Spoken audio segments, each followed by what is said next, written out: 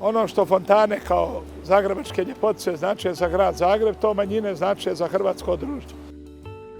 Prema spisima koji prate društvenu povijest i gospodarski razvoj glavnog grada Hrvatske, i prije nego što je 1242. kralj Bela IV. Zagrebu dao zlatnu bulu, grad na Griču i Kaptolu razvijao se kao multietična zajednica.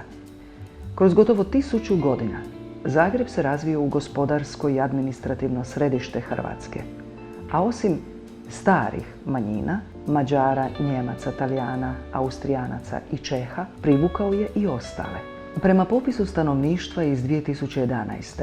glavni grad Hrvatske danas je dom 41.550 pripadnika nacionalnih manjina. Iako ih ima više, samo 18 manjina ima svoja vijeća i predstavnike.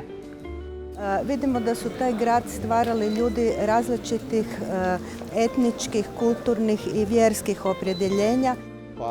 Kada je u pitanju koordinacija, mi donosimo godišnji plan i program rada gdje otprilike nastojimo predstaviti i prezentirati sve nacionalne manjine koje su u koordinaciji i koje nisu u koordinaciji, a imaju volju i želju sudjelovati u našim aktivnostima.